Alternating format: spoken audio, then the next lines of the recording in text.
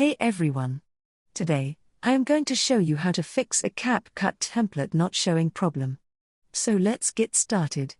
First thing first, open Settings app on your mobile device. Once you are in, then scroll down and click on the app management, and then click on the app list.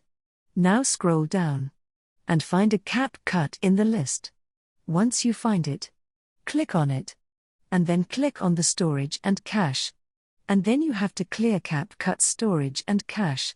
Once you're done, after that close Settings and open the Play Store and then search for Capcut in the search bar.